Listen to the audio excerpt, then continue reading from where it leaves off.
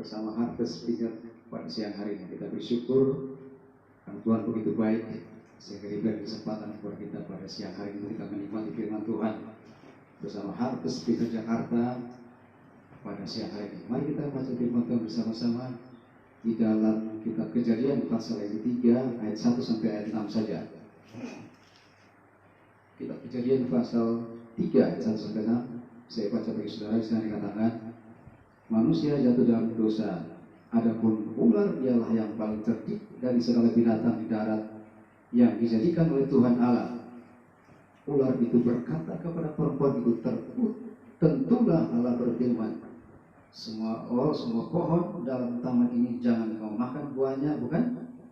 Lalu saut perempuan itu kepada ular itu, buah pohon-pohonan dalam taman ini boleh kami makan, tetapi tentang buah pohon yang ada di tengah-tengah taman Allah berfirman, jangan kau makan ataupun raba buah itu, nanti kamu mati. Tetapi ular itu berkata kepada perempuan itu, sekali-kali kamu tidak akan mati. Tetapi Allah mengetahui bahwa pada waktu kamu memakannya, matamu akan terbuka dan kamu akan menjadi seperti Allah, tahu tentang yang baik dan yang jahat. Ayat 6, perhatikan di sana.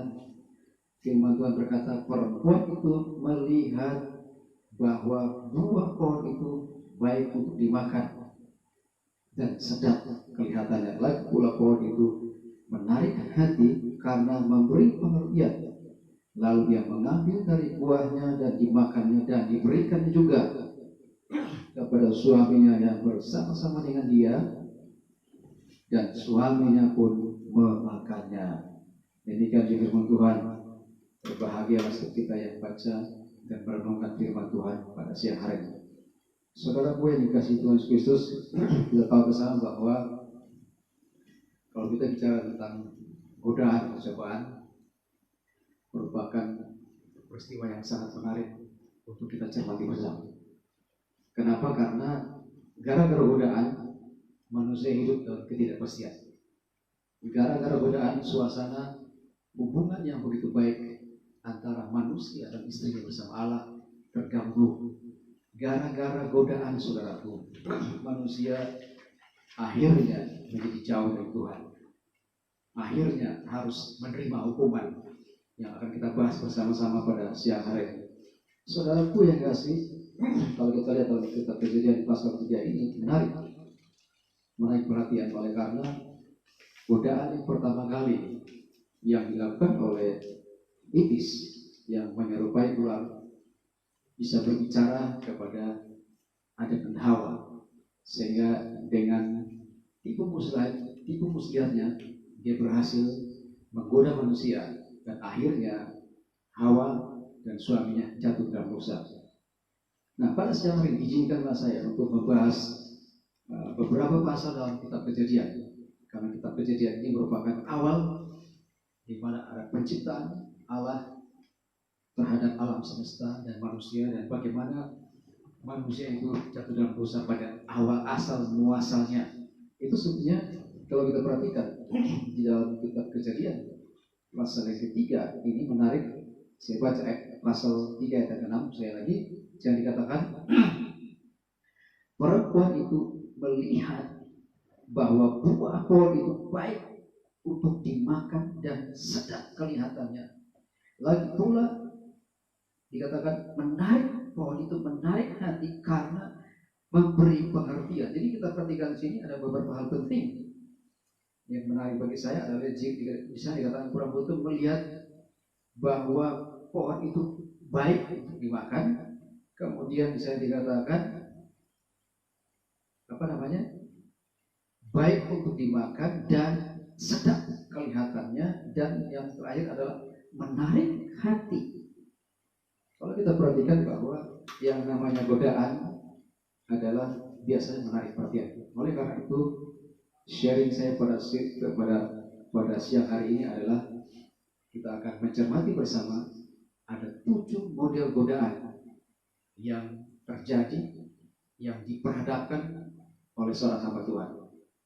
Atau dengan perkataan 7 godaan, 7 cobaan yang menggoda orang-orang Kristen yang bersama-sama dengan Tuhan, yang melayani Tuhan maupun melakukan pelayanannya yang begitu luar biasa, tetap dalam godaan-godaan oleh si iblis. Oleh karena itu kita akan bahas satu persatu. Pertama, saya membahas tentang Hawa. Kalau kita perhatikan di sini dalam kitab Kejadian pasal 3 ayat 6 ini menarik. Oleh karena kita perhatikan di sana bagaimana iblis menggoda Adam dan Hawa. Rupanya iblis barangkali dia paham benar. Kalau dia peradaban pertama dengan Adam pasti dia gagal. Kenapa? Karena Adam langsung mendengarkan suara Tuhan yang memerintahkan kepada Adam dan Hawa untuk tidak boleh makan buah pohon yang ada di tengah taman ini, tidak boleh dimakan. Oleh karena itu iblis mencari celah. Bagaimana caranya supaya dia bisa menggoda, menjatuhkan Adam melalui Hawa. Dan kita perhatikan di sini bahwa ketika itu iblis menawarkan, berbicara begitu akrab dengan Hawa. Dan yang menarik adalah di sini, saya lihat di sini, Adam pun bersama-sama. Tetapi kenapa Adam diam? Jadi saya perhatikan di sini bahwa Adam ini merupakan seorang suami yang takut istri. Kita lihat secara jelas di sini. Dia bersama-sama dengan Hawa, tetapi anehnya dia biarkan iblis berkata-kata dengan Hawa istrinya. Seharusnya sebagai seorang suami yang baik, harusnya dia melarang loh. Harusnya dia bilang, hei istriku, ngapain bicara sama dia? Tetapi Anda perhatikan di sini, kenapa Anda membiarkan, saudaraku? Aneh bin ajaib, seorang suami membiarkan istrinya bicara dengan orang lain, ya kan? Bicara, bahkan barangkali dia bersama-sama dengan Hawa dan dia mendengarkan percakapan antara Hawa dan iblis. Jadi kalau saya lihat di sini, kenapa dia tidak melarang? Karena memang dia mencintai istrinya. Dia tidak pernah melarang untuk istrinya berkata-kata, bercakap-cakap dengan pribadi orang lain yang tidak dikenal atau bicara dengan orang-orang asing yang tidak dikenal. Dia membiarkan istrinya terlena, istrinya mendengarkan perkataan iblis yang memanipulasi ayat firman Tuhan untuk supaya dia bisa menjerat Hawa. Dan kita perhatikan di sini bahwa akibat dari sang suami yang membiarkan istrinya untuk bercakap-cakap dengan iblis atau menyerupai ular pada saat itu, akibatnya apa, saudara? Dia gagal. Jadi saya mau beritahu sama saudara bahwa hal yang pertama, poin pertama adalah godaan itu datang ketika suami istri itu bersama-sama. Tetapi suaminya berdiam diri, suaminya tidak bertanggung jawab, suaminya tidak bisa mengarahkan istrinya dengan baik, suaminya tidak melindungi, tidak bisa mengcover kehidupan keluarga. Oleh karena itu, banyak keluarga Kristen yang hancur berantakan karena suami tidak bertanggung jawab, suami tidak bisa mengcover keluarganya, suami tidak bisa menghentikan percakapan keluarganya, istrinya, anaknya dengan orang-orang asing, orang-orang yang berbahaya yang memanipulasi firman Tuhan. Itu hal yang pertama yang saya sebut di sini adalah kalau dalam keadaan nyaman dan tentram itu hati-hati, saudara. Nah, Anda perhatikan sini, lihat bahwa Hawa terpikat oleh omongan iblis yang memutar balikan firman Tuhan. Jadi godaannya datang dari mana? Godaannya datang dari luar, saudara. Dan ada yang Adam sebagai suami tidak berdaya pada saat itu. Dia lebih condong untuk berkolaborasi dengan sang istri. Jadi kita perhatikan di sini bahwa Adam betul-betul karena dia mengasihi istrinya sehingga dia tidak melarang, dia tidak menghentikan percakapan-percakapan yang tidak boleh diizinkan, saudara. Jadi poin pertama yang saya mau sebut di sini adalah godaan itu datang ketika kita membiarkan percakapan iblis. Kita membiarkan ungkapan iblis yang memanipulasi firman Allah, yang memutarbalikkan firman Tuhan, dan kita memberi kesempatan kepada iblis untuk mempengaruhi pikiran kita, mempengaruhi hati kita, mempengaruhi penglihatan kita. Jadi kita lihat di sini bahwa Godaan itu datang pertama ketika Hawa melihat dengan matanya. Dan Alkitab mengatakan dia menilai bahwa buah pohon itu baik, sedap kelihatannya dan menarik hati saudara. Jadi poin pertama yang saya mau sampaikan kepada saudara pada siang hari ini, bahwa godaan pertama itu terpengaruh oleh mata. Kalau mata kita salah melihat, kita kelihatan baik, kelihatannya orang ini baik, kelihatannya ungkapan-ungkapan yang baik, kelihatannya sedap, kelihatannya enak didengar. Nah, itu berbahaya, hati-hati saudara. Jadi tantangan godaan yang pertama untuk seorang hamba Tuhan, untuk seorang pelayan Tuhan, untuk setiap orang Kristen yang takut akan Allah, jangan pernah membiarkan ungkapan-ungkapan yang bukan firman Allah. Jangan pernah membiarkan ungkapan-ungkapan yang datang dari suara iblis. Dan jangan membiarkan mata kita terpengaruh oleh pandangan-pandangan kita yang melihat kelihatannya baik, kelihatannya sedap, kelihatannya bahkan kelihatannya menarik hati saudara. Ini poin yang pertama. Jadi kalau kita perhatikan di sini bahwa ada akibatnya kalau mata kita tidak dikuduskan oleh Tuhan, mata kita memandang hal-hal yang lain dan membuat hati kita tertarik, maka akibatnya apa saudaraku? Hubungannya terganggu dengan Allah. Alkitab mengatakan mereka terganggu, ya kan? Hilang kemuliaan Allah. Bahkan akibatnya lebih parah adalah akibat untuk Adam, dia akan sulit mencari rezeki oleh karena terkutuk tanahnya. Kemudian untuk akibat kepada Hawa adalah dia susah untuk melahirkan. Lebih banyak kesukaran dalam persalinan seorang wanita ketika melahirkan. Dan juga kepada iblis, dia terkutuk oleh karena dialah yang mempengaruhi. Itu sebabnya saudara, sebagai orang Kristen, dalam pertumbuhan rohani kita, dalam kehidupan rohani kita, dalam kehidupan kita sebagai orang Kristen, harus hati-hati dengan pandangan mata kita, harus hati-hati dengan ungkapan-ungkapan yang kita dengar, harus hati-hati dengan godaan-godaan yang kelihatannya baik, kelihatannya sedap didengar, kelihatannya menarik hati. Justru itu sangat berbahaya, karena godaan-godaan biasanya bukan hal-hal yang jelek, tapi justru hal-hal yang baik, yang kelihatannya baik, kelihatannya menarik hati dan sedap kelihatannya saudara. Itu yang pertama. Yang kedua, izinkanlah saya untuk membahas dalam kitab Kejadian pasal yang keempat. Kita lompat sebentar, pasal yang keempat ayat yang kelima. Saya baca bagi saudara. Saya dikatakan, tetapi Kain dan korban persembahannya tidak diindahkannya. Lalu Alkitab mengatakan hati Kain menjadi sangat panas dan mukanya muram. Godaan yang kedua, kita perhatikan dalam cerita tentang Kain dan Habel. Ketika Kain dan Habel diberikan kesempatan, sama-sama diberikan kesempatan untuk memuja Allah, untuk meninggikan Allah, untuk menghormati Allah, untuk dengan kata lain mereka beribadah bersama-sama, mempersembahkan yang terbaik kepada Allah. Justru Kain meremehkan persembahan kepada Allah. Justru Kain meremehkan hubungan yang akrab dengan Allah. Tetapi Habel memperhatikan hubungan yang baik dengan Allah. Dia taat kepada Allah, dan Alkitab mengatakan dalam pasal yang keempat kitab Kejadian, dia mempersembahkan yang terbaik kepada Allah. Dan saudara lihat akibatnya, godaan yang ketika Kain tidak mempersembahkan yang terbaik kepada Allah, maka akibatnya apa saudara? Yang dikatakan, tetapi Kain dan korban persembahan tidak diindahkan oleh Allah. Lalu hati Kain menjadi sangat panas dan mukanya muram. Dengan perkataan lain, godaan yang kedua adalah iri hati. Nah, dosa iri hati ini sangat berbahaya. Kenapa iri? Dia iri hati terhadap saudara kandung, adik kandungnya sendiri.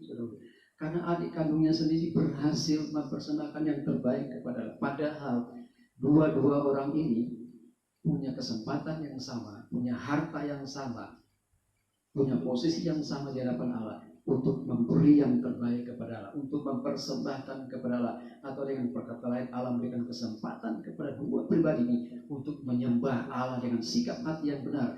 Tetapi Alkitab mencatat di sini bahwa Kain meremehkan hadirat Allah, Kain meremehkan hubungan yang akrab dengan Allah. Tetapi Habel memperhatikannya, dan akibatnya saudara, Alkitab mencatat Kain menjadi sangat panas dan marah. Kenapa? Iri hati. Jadi hati-hati dengan godaan terhadap iri hati. Ya, kalau kita lihat orang lain berhasil, kita iri. Kita lihat orang lain lebih mewah hidupnya, kita iri. Kita lihat orang lain kelihatannya usahanya maju, usaha maju, dagangnya oke, kita iri.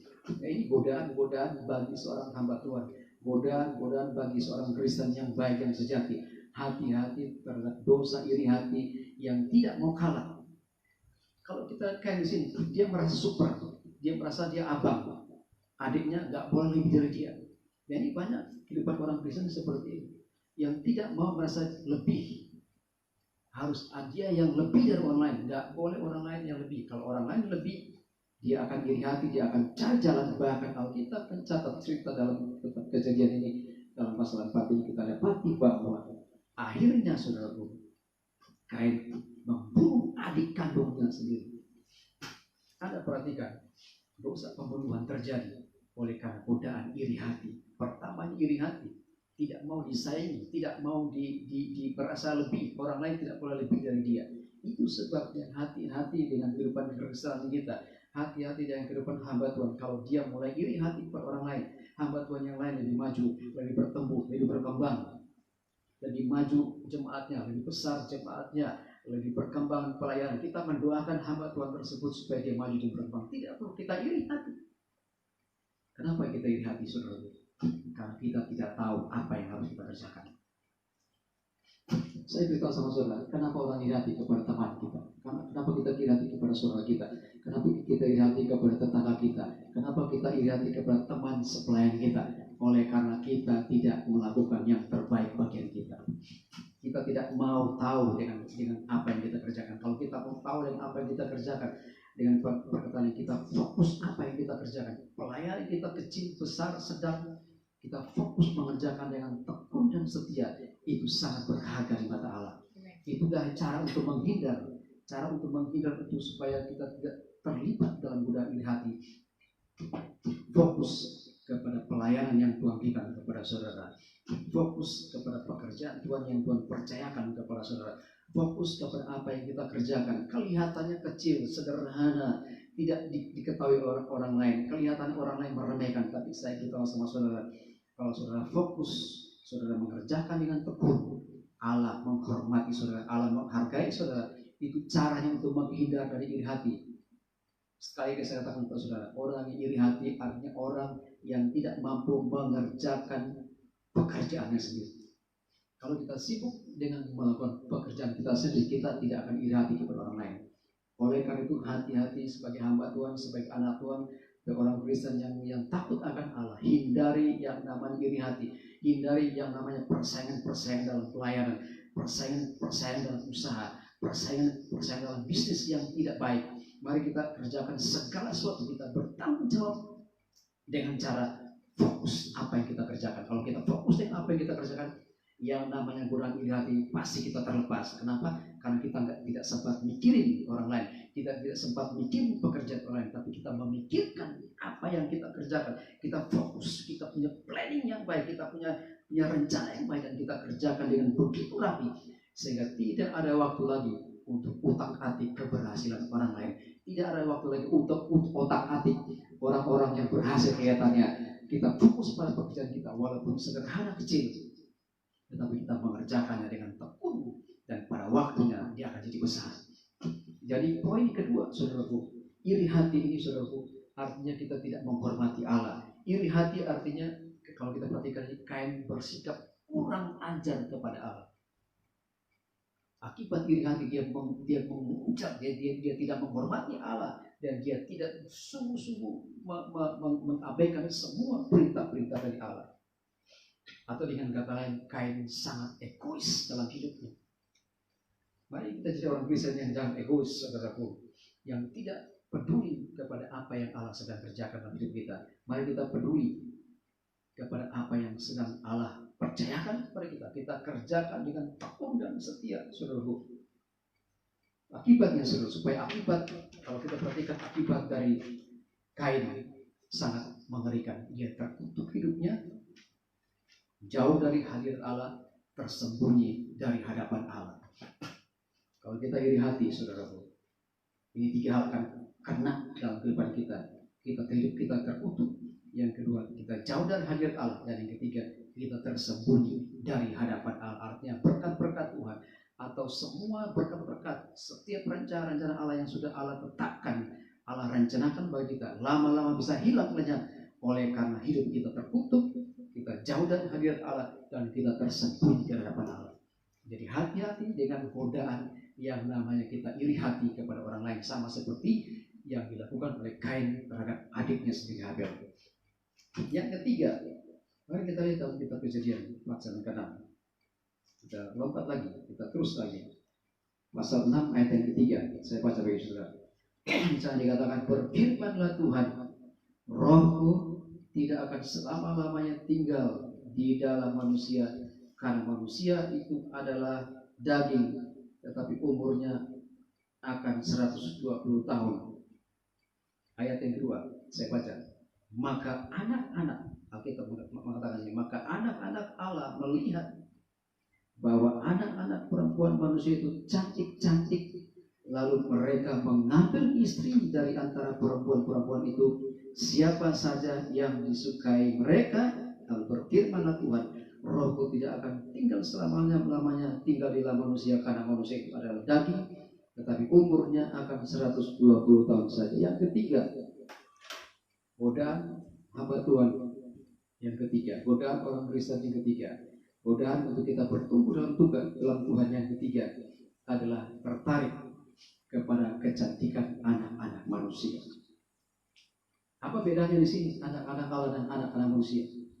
Yang dimaksud dengan anak-anak Allah di sini adalah orang-orang yang dipanggil atas nama Allah, orang-orang yang saleh, orang-orang yang tahu beribadah kepada Allah, orang-orang yang mengetahui kebenaran Allah. Dengan perkataan lain, anak-anak Allah yang di sini dimaksud adalah anak-anak keturunan dari Set, anak-anak yang takut akan Allah, orang-orang yang mengenal Allah, yang beribadah kepada Allah. Itu yang dimaksud dengan anak-anak Allah di sini. Nah, bagaimana dengan anak-anak manusia? Sedangkan yang dimaksud anak-anak manusia di sini adalah orang-orang yang tercemar hidupnya, orang-orang yang tidak pernah takut akan Allah, orang-orang tidak menghormati Allah, orang-orang yang keluar dari hadirat Allah, orang-orang yang tidak terpanggil oleh Allah. Dengan perkataan lain, dalam hal ini yang dimaksud dengan anak-anak manusia adalah anak-anak keturunan dari Kain, saudara. Nah, ada perhatikan sini. Di sini terjadi apa? Terjadi perkawinan campuran antara anak-anak Allah keturunan Set dan anak-anak manusia keturunan Kain. Akibatnya apa, saudara? Mereka tidak takut akan Allah. Perkawinan campuran ini sangat berbahaya. Oleh karena Alkitab dengan tegas mengatakan bahwa jauhilah kejahatan, jauhilah pasangan yang tidak seimbang, orang-orang yang tidak mengenal Allah. Jangan bergaul dengan orang-orang yang tidak seimbang rohani kita, yang tidak mengenal Allah. Jangan kita jadi pasangan yang tidak seimbang. Oleh karena kita mengizinkan anak-anak kita, anak-anak Tuhan, anak-anak Allah bergaul dengan anak-anak duniawi. Pasangan-pasangan yang tidak seimbang berbahaya. Kenapa? Karena anak-anak Allah melihat bahwa anak-anak manusia itu cantik-cantik. Inilah akibat yang ketiga. Godaan yang ketiga adalah perkawinan campuran. Dan kita perhatikan, banyak juga di Indonesia terjadi perkawinan campuran, walaupun secara hukum belum sampai saat ini tidak ada hukum yang memperbolehkan ada perkawinan campuran di Indonesia. Tetapi dalam prakteknya ada saja perkawinan campuran. Ya kan? Beda agama, terjadi perbedaan agama. Yang satu menyembah Allah, yang satu tidak menyembah Allah. Yang satu sembah Allah yang gunung, yang satu menyembah Allah yang benar. Tidak bisa seimbang, tidak bisa bersatu antara kebenaran dan kegelapan, antara anak Allah dan anak-anak manusia, antara anak-anak yang mengasihi Tuhan dengan anak-anak yang tidak mengasihi. Tidak bisa dicampur adukan. Oleh karena itu, godaan yang ketiga, sekali lagi saya katakan, hati-hati dengan yang namanya perkawinan campuran. Hati-hati dengan lihat anak-anak yang cantik tapi tidak takut akan Allah. Hati-hati dengan cowok-cowok yang ganteng tapi tidak percaya kepada Allah. Hati-hati dengan saudara-saudara kita yang kelihatannya cantik, kelihatannya baik, tetapi tidak mengenal Allah. Ini hati-hati. Ini godaan-godaan bagi seorang hamba Tuhan, bagi seorang Kristen yang sejati, orang Kristen yang baik, untuk hati-hati dengan yang namanya perkawinan campuran. Tidak ada baiknya, saudaraku. Akibatnya Alkitab mencatat sini bahwa akibatnya adalah umur mereka diperpendek. Kenapa? Karena murka Allah atas manusia. Seharusnya manusia umurnya bisa panjang, bisa sampai 800-900 tahun. Tetapi akibat dari perkawinan campuran inilah Allah menghukum manusia, sehingga manusia Alkitab mencatat panjang umurnya 120 tahun saja. Itu yang ketiga. Dan yang keempat, saudaraku, godaan yang keempat. Mari kita baca dalam kitab Kejadian pasal yang ke-13 ayat 5-7. Saya baca bagi saudara. Saya dikatakan Kejadian 13 ayat 5. Saya dikatakan juga Lot yang ikut bersama-sama dengan Abram mempunyai domba dan lembu dan kemah. Tetapi negeri itu tidak cukup luas bagi mereka untuk diam bersama-sama, sebab harta milik mereka amat banyak sehingga mereka tidak dapat diam bersama-sama. Karena itu perhatikan ayat yang ke-7, karena itu terjadilah perkelahian antara para gembala Abram dan para gembala Lot. Pada waktu itu orang Kanaan dan orang Periz diam di negeri itu. Perhatikan di sini, saudaraku. Yang keempat, oke? Perhatikan yang keempat adalah godaan yang keempat adalah pertengkaran tentang harta duniawi. Hati-hati dengan harta, saudara. Anda lihat sini pertengkaran antara Lot dan Abraham tentang harta milik mereka. Anak buahnya bertengkar, akibatnya bosnya juga bertengkar, akibatnya mereka harus selisih pendapat, mereka harus bertikai satu sama lain. Artinya pengaruh buruk dari anak buah Lot dan juga sebaliknya anak buah dari Abram, mereka bertengkar, mereka berkelahi gara-gara apa? Gara-gara harta bersama. Gara-gara apa? Harta duniawi. Gara-gara apa? Gara-gara harta milik yang seharusnya dijaga bersama, yang seharusnya dilindungi bersama, yang seharusnya bersama-sama kelola. Padahal saudaraku, antara Lot dan Abram ini saudara dekat. Lot ini keponakannya Abram, saudara. Tetapi dalam hal harta tidak ada istilah kenal kaum kerabat pun bisa bertengkar, bisa berdebat, bisa bunuh-bunuhan gara-gara harta bersama, gara-gara harta milik, gara-gara harta warisan. Oleh karena itu, saudaraku, saya beritahu sama saudara, sebagai hamba Tuhan, sebagai anak Tuhan, sebagai orang Kristen, hati-hati dengan godaan harta warisan, hati-hati dengan godaan harta duniawi. Harta duniawi tidak akan kekal, saudaraku. Hati-hati dengan harta, karena pertengkaran, pertikaian, perselisihan itu diakibatkan oleh harta, seperti yang terjadi antara Lot dan Abram, saudaraku. Saudara perhatikan di sini bahwa sikap dari Abram luar biasa. Dia mengalah. Kenapa? Karena dia berpikir bahwa kita ini kerabat, kita ini keluarga dekat. Tidak perlu kita ribut soal harta. Mari kita atur bersama. Alkitab mencatat, Lot berikan kesempatan, Abram memberikan kesempatan kepada Lot. Kalau engkau ke kiri, maka aku ke kanan. Maka kalau kamu ke kanan, aku ke kiri. Dengan perkataan lain, Abram seorang yang bijaksana menghadapi perebutan kekuasaan, perebutan harta benda, perebutan harta warisan. Dia bertindak luar biasa. Abram betul-betul seorang yang bijaksana, saudaraku. Karena dia tahu dengan akibat harta warisan, saudaraku, ini godaan-godaan kepada hamba Tuhan, godaan-godaan kepada anak Tuhan, godaan-godaan kepada orang Kristen. Hati-hati dengan harta warisan, hati-hati dengan harta duniawi. Semua kita harus kelola dengan baik. Kalau kita punya keluarga, kita duduk bersama, kita bicara bersama-sama, warisan kita bicara baik-baik. Tidak perlu ada keributan antara kita dan saudara sesama kita sendiri. Ini memalukan. Banyak orang bisa memalukan hidupnya, terjadi perebutan harta oleh karena terjadi pertikaian, perselisihan hanya untuk merebut harta duniawi, saudaraku. Dan kita perhatikan di sini bahwa akibat dari ini hubungan kekerabatannya rusak, ya kan?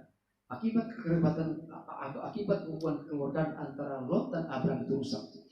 Yang kedua, kita perhatikan di sini, Lot tidak bisa dikontrol oleh Abraham lagi. Akibatnya apa? Akibatnya Lot berdiam di tempat yang kelihatan yang baik, tapi justru tempat-tempat pusat kejahatan di antara Sodom dan Gomora.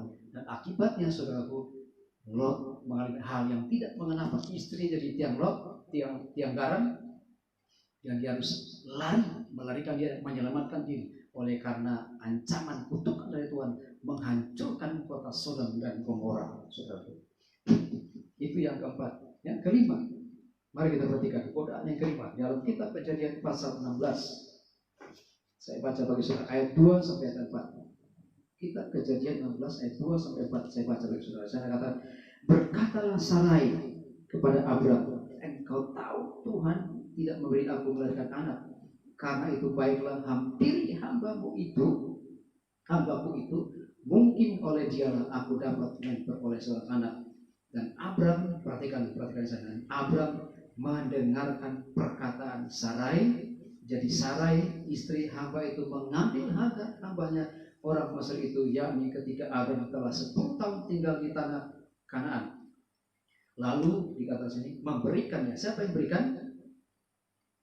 Sarah yang berikan. Sarah memberikan Hagar. Di sini dikatakan lalu memberikan kepada Abram suaminya untuk menjadi istrinya. Jadi hati-hati. Yang kelima, godaan yang kelima, saudara. Perhatikan di sini. Godaan yang kelima ini terjadi lagi. Seharusnya pengalaman Abram harus melihat pengalaman Adam dan Hawa. Di sini Abram, perhatikan di sini, Abram mendengarkan suara istrinya. Kenapa dia mendengarkan? Karena godaan yang kelima, ketidaksabaran dari Sarah. Godaan yang kelima yang saya mau tekankan di sini, ketidaksabaran itu bisa menghancurkan segala sesuatu, saudara. Kalau kita nggak sabaran, semuanya bisa berantakan. Sama seperti yang terjadi. Nah ini Anda bisa bayangkan, Abram tidak belajar dari Adam dan Hawa. Ya kan, kelihatannya begitu kan? Ini kan kasus yang sama. Adam mendengarkan suara istrinya. Dan di sini juga dikatakan Abram mendengarkan suara istrinya. Nah, laki-laki mana yang nggak mau kalau ditawarin seperti itu? Nah, saya mau tanya sama saudara, laki-laki mana yang tidak mau? Istrinya sendiri loh. Bukan dia cari di jalan, dia bukan dicari tempat hostess, bukan dicari tempat-tempat yang night club. Tapi Alkitab mencatat di sini, saudara perhatikan, Sarah yang mengambil Hagar memberikannya kepada suaminya Abram. Artinya apa? Inisiatif dari sini ada inisiatif Sarah. Sarah mengambil Hagar jadi istrinya Abraham, saudara. Artinya perhatikan sih, ada kolaborasi yang kedua. Pertama, kolaborasi antara Adam dan Hawa jatuh dalam dosa. Yang kedua, Abraham ini kolaborasi antara Abraham dan Sarah istrinya menghancurkan juga kehidupan mereka. Dan sini Abraham, Anda perhatikan, Abraham pun pasrah dan setuju inisiatif istrinya, saudara. Jadi kita lihat sini ada kolaborasi yang sangat baik kelihatannya, tapi kolaborasi karena ketidaksabaran dari istrinya yang namanya Sarah. Kenapa? Ini kasus yang sama nih. Karena Abram menghormati istrinya. Sama juga kasus yang pertama, Adam menghormati istrinya yang namanya Hawa, akhirnya tergoda. Abram juga begitu. Tergoda karena dia mendengarkan perkataan istrinya, bukan hanya mendengarkan, memberikan, saudara. Jadi kita perhatikan, hati-hati dengan namanya dosa ketidaksabaran. Kita nggak sabaran menunggu waktunya Tuhan, tidak sabar menunggu waktunya Tuhan yang paling tepat. Tuhan lebih tahu waktu yang tepat bagi kita, tapi kita nggak sabaran. Dan akibat ketidaksabaran inilah membuat banyak kasus yang terjadi sampai saat ini. Keturunan Hagar, keturunan Ishak, keturunan orang-orang mulai mereka berantem satu sama yang lain. Akibatnya kita yang dikena getah sampai saat ini, bukan? Akibatnya siapa? Akibat ketidaksabaran dari Sarah. Akibatnya apa? Akibatnya Abraham pun selalu mendengarkan suara istrinya. Jadi kasus yang kedua nih. Kasus yang pertama saya beritahu sama saudara, tipe Adam yang suami-suami takut istri. Tipe yang kedua ini sama juga dengan Abraham modelnya. Suami-suami yang takut istri. Suami-suami yang takut diketiak istrinya. Ini model Adam dan Abraham ini dua model yang sama persis, tipe suami-suami yang takut diketiak istrinya, saudara. Oleh karena itu berbahaya. Ketidaksabaran ini akan berpengaruh, akan berdampak terhadap kehidupan kekristenan kita. Makanya Tuhan katakan, Alkitab mengatakan bahwa segala sesuatu indah pada waktunya. Mari kita belajar, kita bersabar sampai indah pada waktunya. Itu akibat yang kelima, atau model yang kelima, atau godaan yang kelima dari seorang hamba Tuhan. Mari kita lihat godaan yang keenam. Kita masih lihat kita Kejadian pasal 19. Saya baca bagi saudara. Pasal 19 ayat yang kelima. Saya dikatakan, perhatikan. Mereka berseru kepada Lot, di manakah orang-orang yang datang kepada malam ini? Bawalah mereka keluar kepada kami supaya kami pakai mereka. Perhatikan, ini peristiwa ketika malaikat Tuhan datang untuk rencananya menghancurkan kota Sodom dan Gomora.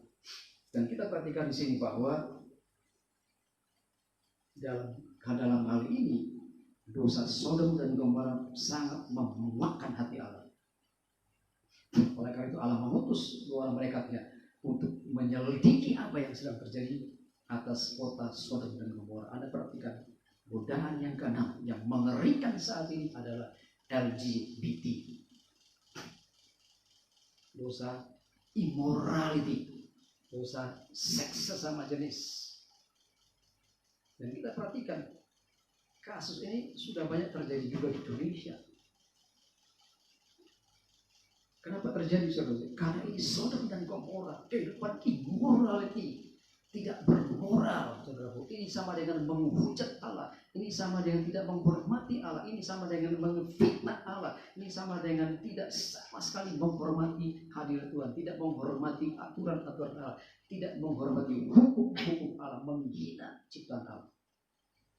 Oleh karena itu perhatikan, ini godaan yang sangat berbahaya, bukan sesama jenis saja, tapi dosa yang namanya immorality, yang namanya tidak bermoral ini sudah melanda seluruh dunia.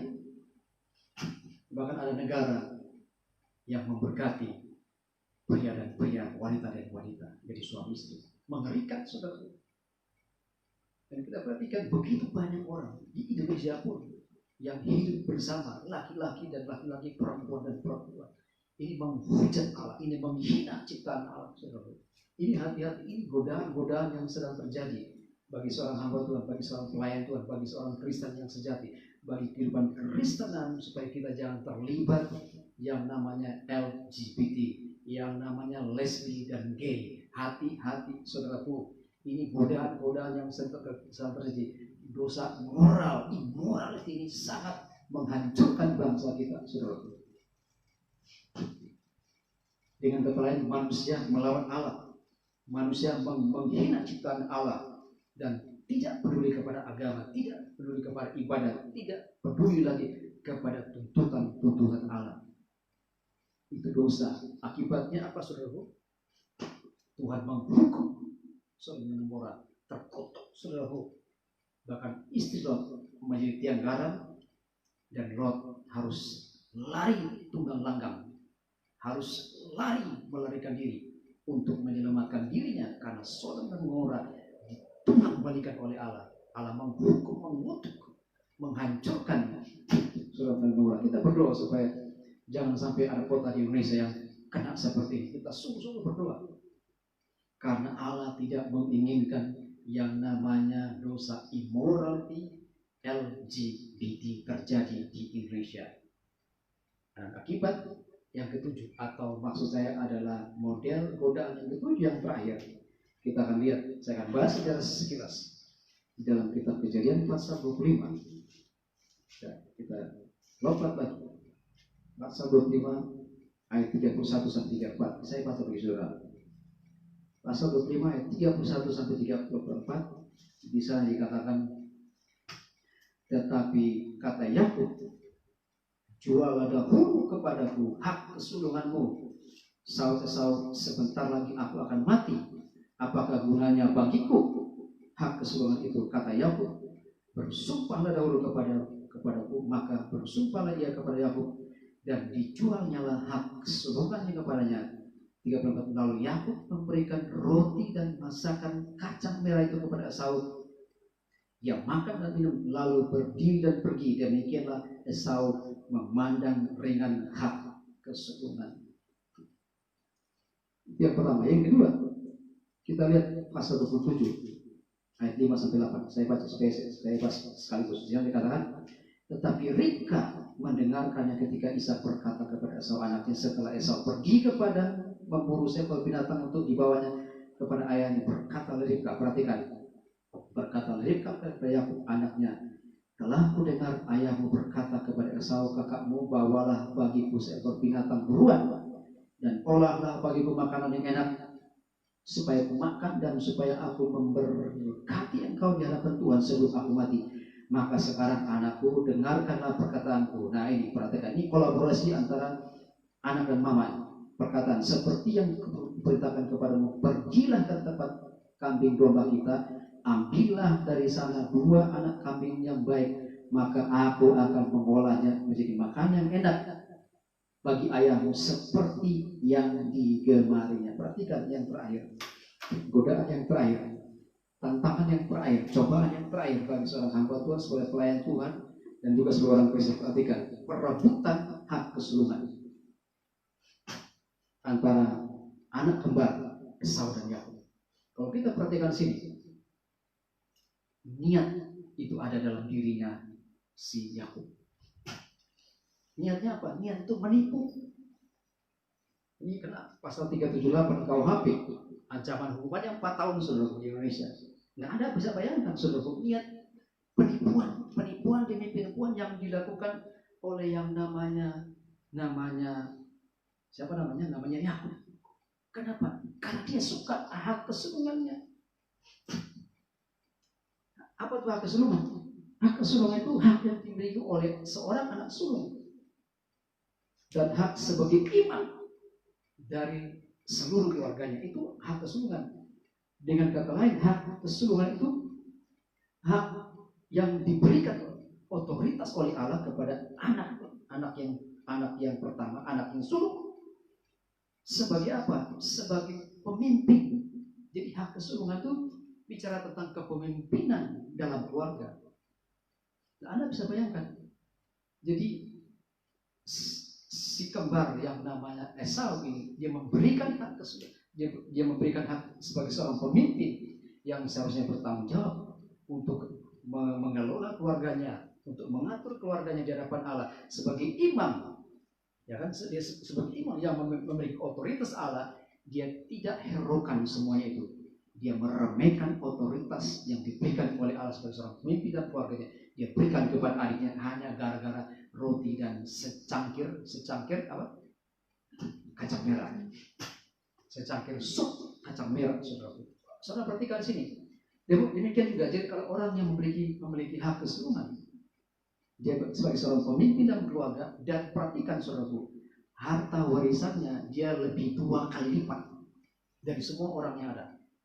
Itu artinya hak kesulungan. Hak kesulungan artinya dia memiliki hak sebagai seorang pemimpin yang mengatur keluarganya, mengatur seluruh keluarganya. Dia sebagai seorang yang bertanggung jawab atas kepemimpinan keluarganya. Yang kedua, semua harta, baik itu harta manusia, harta kambing domba, harta apa saja, dia punya jatah 2 kali lipat dari saudara-saudara yang lainnya. Dan Anda perhatikan di sini, kolaborasi antara anak dan mama, antara Yakub dan mamanya untuk merebut hak kesulungan, untuk merebut berkat. Jadi ada 2 hal penting di sini yang direbut, yang ditipu. Yakub ini menipu, pertama hak kesulungan, yang kedua berkat. Jadi dua bagian dia dapat, saudara. Hak kesulungan dia dapat, juga berkat dari Allah kepada Esau. Esau diambil alih oleh Yakub, hasil kolaborasi antara mama dan anak. Jadi kita perhatikan di sini bahwa kadang-kadang kolaborasi antara mama dan anak menghancurkan keluarga, saudara. Kenapa? Karena gara-gara Esau meremehkan dan tidak menghormati hak kesulungannya diberikan oleh Allah. hanya gara-gara roti dan sup kacang merah buatan adiknya. Esau juga memandang rendah suatu kesempatan ilahi yang Tuhan berikan kepada dia sebagai seorang pemimpin rohani. Dia abaikan, dia remehkan. So, ini sama kasusnya dengan kasusnya Kain. Ini mirip. Kain tidak menghormati Allah. Sama Esau tidak menghormati hak kesulungan, tidak menghormati otoritas yang Allah berikan kepada sebagai seorang pemimpin rohani atas seluruh keluarganya. Nah, Esau, perhatikan, Esau marah kepada Yakub, bukan hak kesulungannya, tapi berkat. Berkat yang dua hal yang penting. Pertama itu hak kesulungan, yang kedua berkat yang harus diberkati oleh ayahnya, ya kan? Tapi justru direbut oleh Yakub, dan Yakub mencuri hasil penipuan, hasil kolaborasi bersama-sama antara mama dan anak. Jadi Anda perhatikan sini, ya. Jadi kalau si Yakub kena pasal 378, sementara mamanya kena pasal 55 KUHP. Ikut serta, turut serta atau penyertaan bersama-sama, pasal 55 dan pasal 378. Anda perhatikan, jadi kolaborasi antara mama dan anak untuk menipu. Kolaborasi antara anak dan mama untuk merebut hak kesulungan, untuk merebut berkat, untuk merebut kepemimpinan rohani, untuk merebut hal-hal rohani, dan merebut berkat-berkat jasmani dan rohani. Jadi betapa jahatnya, betapa jahatnya penipuan, betapa jahatnya godaan-godaan untuk menipu orang banyak, untuk menipu orang-orang, untuk merebut hak kesulungan dan merebut berkat-berkat yang Allah berikan kepada kita. Ini hati-hati, saudara. Oleh karena itu, pada kesempatan pada siang hari ini, saya berikan kesimpulan begini: hati-hati dengan godaan, karena godaan itu datang menghancurkan kehidupan kekristenan kita. Godaan itu harus dihadapi dengan hikmat dari Allah. Godaan itu bisa dikalahkan.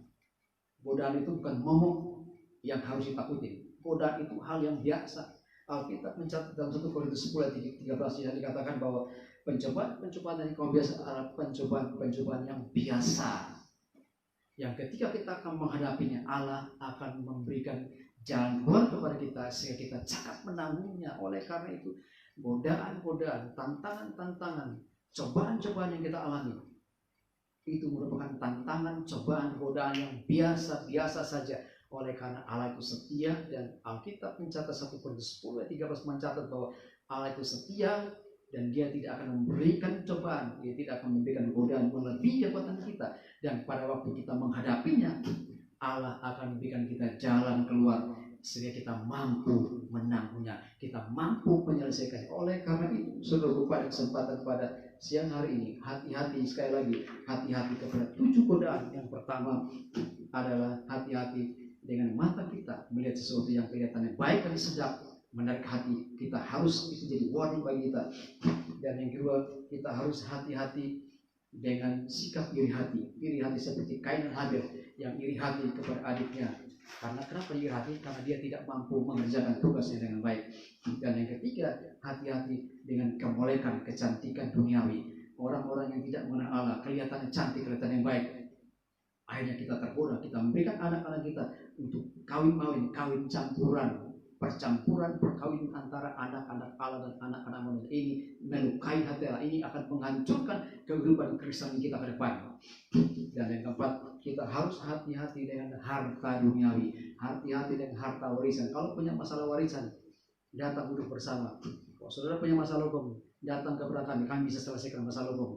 Hukum warisan kita bisa selesaikan di depan pengadilan, kita bisa atur, kita bisa mengatur dengan baik-baik. Persoalan apapun masalah hukum saudara, datangi kepada kami siap membantu saudara yang punya masalah hukum, karena kami justru datang untuk menolong saudara dan saya yang punya persoalan pertekan, persoalan harta benda, persoalan perdata saudara kita diselesaikan dengan baik. Tidak perlu ribut-ribut saudaraku, bikin malu orang Kristen, ribut di pengadilan. Lebih baik kita selesaikan secara baik, oleh karena kita ini kerabat, kita ini keluarga saudaraku.